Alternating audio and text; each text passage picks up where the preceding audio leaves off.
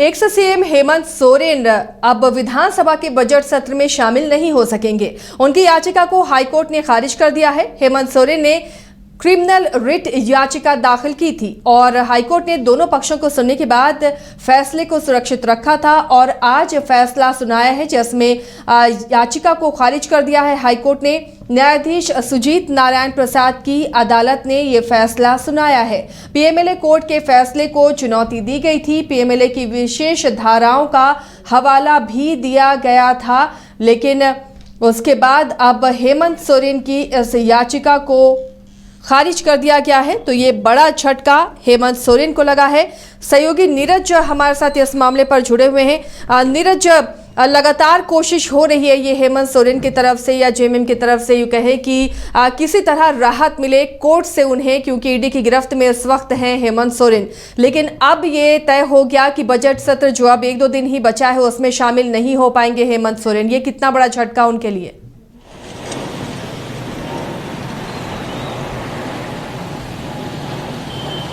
नीरज, आवाज मिल रही है आपको? जी नीरज, ये कितना बड़ा झटका मानते हैं हेमंत सोरेन के लिए? लगातार वो कोशिशें कर रहे हैं, कोर्ट के दरवाजे खटखटा रहे हैं, लेकिन कहीं भी सफलता मिलती हुई नजर नहीं आ रही।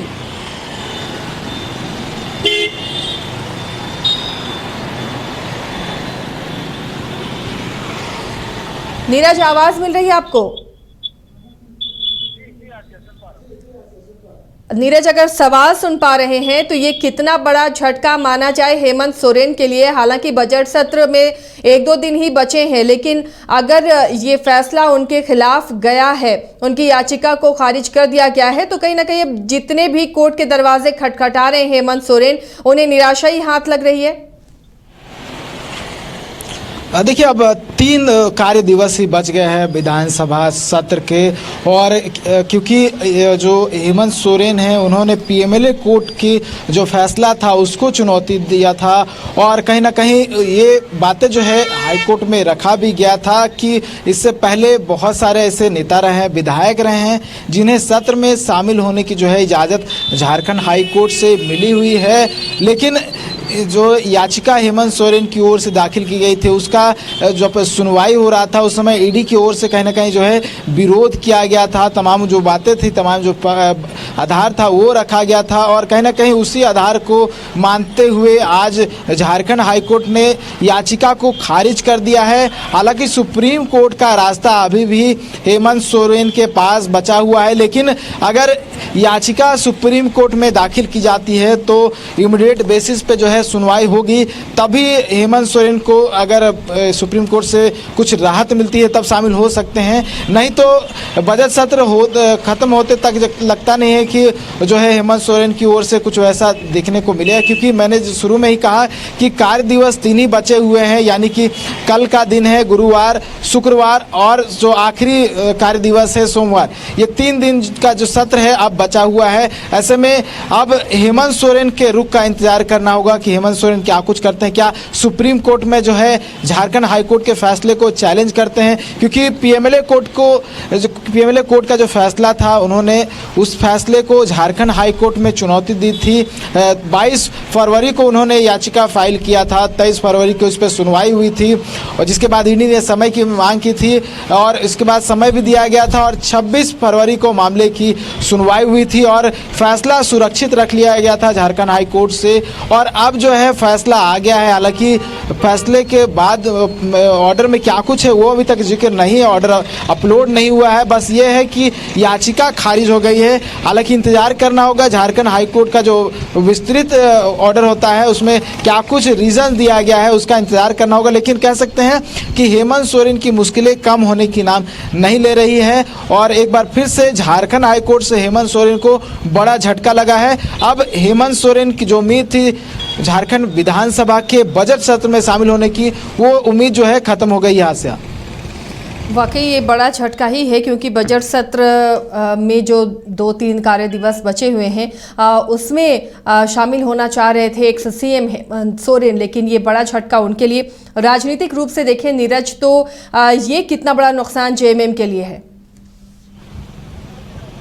देखिए जो हेमंत सोरेन की ओर से जो याचिका दाखिल की गई थी उसमें ये बिंदु जो है इंक्लूड किया गया था और ये कहा गया था कि बजट सत्र के दौरान बहुत सारे ऐसे मनी बिल हैं वो पेश किए जाते हैं और उस समय विधायकों की जो है वोटिंग महत्वपूर्ण हो जाती है। ऐसे में हेमंत सोरेन को भी जो है सत्र में शामिल होना चाहिए और इसी मांग को लेकर जो है इसी आग्रह के साथ जो है उन्होंने याचिका दाखिल की थी और इस याचिका के माध्यम से उन्होंने झारखंड हाई कोर्ट में पीएमएलए की विशेष अदालत से जो फैसला आया था उसको चुनौती दी थी और हेमंत सोरेन चाह रहे थे कि अगर झारखंड हाई कोर्ट से जो है राहत मिले तो वो सत्र में शामिल हो पाए और उन्होंने आधार भी दिया था। और ढुल्लू महतो जो कि भाजपा के विधायक हैं, नलिन सोरेन और मधु कोड़ा जो कि झारखंड के पूर्व मुख्यमंत्री रह चुके हैं, उनका कहीं ना कहीं जो है आधार बनाया गया था और ये कहा गया था कि उन पर भी कुछ इसी तरह का मामला था और मामला के रहते हुए भी उन्हें बजट सत्र में जो है शामिल किया गया है।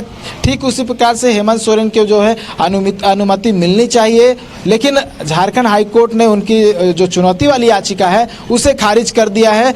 और देखिए जेएमएम के अगर दृष्टिकोण से बात करूं तो झारखंड मुक्ति मोर्चा के अगर क्योंकि बहुत सारे ऐसे बातें होती है विधानसभा सत्र में जो कि पक्ष विपक्ष की ओर से रखा जाता है और अगर बात कर लें जो 5 फरवरी का शक्ति परीक्षण था जहां चंपाई सोरेन सरकार को जो है अपना शक्ति परीक्षण करना था और बहुमत साबित करना था, उस दौरान आपने देखा होगा राज्य के पूर्व मुख्यमंत्री हेमंत सोरेन बोलते हुए नजर आए थे, अपना पक्ष रखते हुए नजर आए थे। ठीक उसी प्रकार से अगर उन्हें यहाँ से राहत मिलती तो संभवतः वो बजट को लेकर भी कुछ कह सकते थे या फिर बहुत सारे ऐसे राज्य के मुद्दे हैं जिसको लेकर वो कहीं ना कहीं राज्य के जो जनता है उन तक बात पहुंचाने की कोशिश करते, लेकिन कहीं ना कहीं कह सकते हैं बड़ा झटका लगा है झारखंड मुक्ति मोर्चा के दृष्टिकोण से भी और हेमंत सोरेन के दृष्टिकोण से भी। हाँ सर, चलिए, तो एक मौका मिलता नीरज, अगर उन्हें इजाज़त मिलती कि वो बजट सत्र में शामिल हों तो मीडिया के सामने अपनी बातों को रखने का, या सही कहा आपने, जनता के सामने अपनी तमाम बातों को रखने का, और शायद इसका फ़ायदा आने वाले चुनाव में भी मिल सकता। लेकिन ये एक बार फिर से बड़ा झटका हेमंत सोरेन के लिए, जेएमएम के लिए, कि उनकी याचिका को खारिज कर दिया हाईकोर्ट ने। और ये बहुत कम मुमकिन लग रहा है नीरज कि अब इससे लेकर सुप्रीम कोर्ट का दरवाज़ा खटखटाया जाए। बिल्कुल, जैसे मैंने कहा कि अब 3 कार्य दिवस ही बचे हुए हैं। ऐसे में अब हेमंत सोरेन पे डिपेंड करता है कि हेमंत सोरेन क्या कुछ करना चाहते हैं, क्योंकि अगर आज याचिका फाइल की जाती है और एक्सेप्ट हो जाता है तो कल इस याचिका पर सुनवाई हो सकती है और डिपेंड करेगा कि सुप्रीम कोर्ट क्या कुछ करना चाहती है। सुप्रीम कोर्ट में सुनवाई होती भी है या फिर नहीं होती है, ये सब कम्प्लीटली डिपेंड करेगा हेमंत सोरेन पर और उसके बाद सुप्रीम कोर्ट पर कि सुप्रीम कोर्ट क्या कुछ करना चाहती है इमीडिएट बेसिस पे। हालांकि बहुत सारे ऐसे मामले हैं, बहुत सारे ऐसी याचिका दाखिल हो चुकी है पास्ट में जिसमें तत्काल सुनवाई हो चुकी है, तो हो सकता है अगर हेमंत सोरेन चाहे और इमीडिएट बेसिस पे जो है एक रीजन उसमें डाल दिया जाए तो सुनवाई हो सकती है। लेकिन डिपेंड करता है हेमंत सोरेन पर कि हेमंत सोरेन इस मामले को लेकर सुप्रीम कोर्ट जाना चाहते हैं या फिर नहीं जाना चाहते। आसिया, चलिए, शुक्रिया नीरज इस तमाम जानकारी के लिए। तो अब देखना है कि क्या इससे लेकर फिर सुप्रीम कोर्ट का रुख करते हैं हेमंत सोरेन, या फिर अब जो उनके और कई मामले हैं जिन पर कोर्ट में सुनवाई होनी है उस पर ध्यान देंगे, क्योंकि अब चूंकि बजट सत्र में 3 कार्य दिवस ही बचे हुए हैं। ऐसे में सुप्रीम कोर्ट का रुख करते हैं तो 1-2 दिन का अगर वक्त लग जाता है तो बजट सत्र में ऐसे भी वो शामिल नहीं हो पाएंगे, भले ही उनके पक्ष में बाद में फैसला क्यों ना आ जाए। इसलिए ये देखना भी दिलचस्प होगा कि क्या आज का सुप्रीम कोर्ट में याचिका दाखिल की गई है या फिर इसे रहने दिया जाता है। माननीय हेमंत सोरेन जी की ओर से जो याचिका आज जिस पे फैसला आया है, न्यायालय ने विषय की गंभीरता को देखते हुए और उनके ऊपर जो आरोप लगाए गए हैं, ईडी की जो इंक्वायरी चल रही है, एक मामला तो न्यायालय में ऑलरेडी चल रहा है जब उन्होंने चैलेंज किया है कि उनकी गिरफ्तारी जो है ईडी के द्वारा गलत तरीके से की गई है, और ये दूसरा मामला था जब बजट सत्र में शामिल होने के लिए उन्होंने 2-3 दिन जो बचे हैं उसमें मोहलत की मांग की थी। तो माननीय न्यायालय का निर्णय अभी जस्ट आया है, उसकी प्रति अभी किसी ने देखी नहीं है, जैसे ही अपलोड होता है तो पता चलेगा। परंतु आमतौर पे ये कहा जा सकता है कि सभी विषयों की चर्चा करते हुए, और चूँकि ईडी की ओर से भी एक लंबी बहस की गई थी, ईडी की ओर से कहा गया था कि ईडी की जो कार्रवाई हुई है वो संबंधित प्रेडिकेट ऑफेंस का जो केस है उसी के संबंध में की गई है और जांच में कई ऐसे बिंदु प्रकाश में आए हैं जिससे ये प्रतीत होता है कि मनी लॉन्ड्रिंग भारी पैमाने पे की गई। इसमें कई रेड भी हुए हैं, कई अभियुक्तों के बयान भी लिए गए हैं। तो इन सभी विषयों को देखते हुए न्यायालय ने ये निर्णय लिया और न्यायालय का जो निर्णय है वो सर्वमान्य होना चाहिए। मैं नहीं समझता हूँ कि ये 3 दिन से बहुत ज़्यादा कुछ फ़र्क पड़ेगा।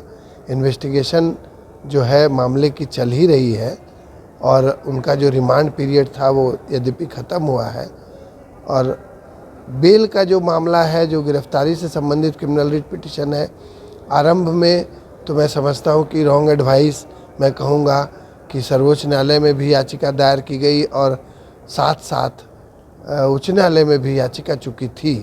तो जाहिर है कि सर्वोच्च न्यायालय ने उस मामले को सुनने से मना किया और अब मामला जो है वो सुनवाई के लिए उच्च न्यायालय के समक्ष है। दूसरी बेंच में उसकी भी आज सुनवाई पूरी हुई है और उसमें भी मामला जो है वो सुरक्षित रखा गया है।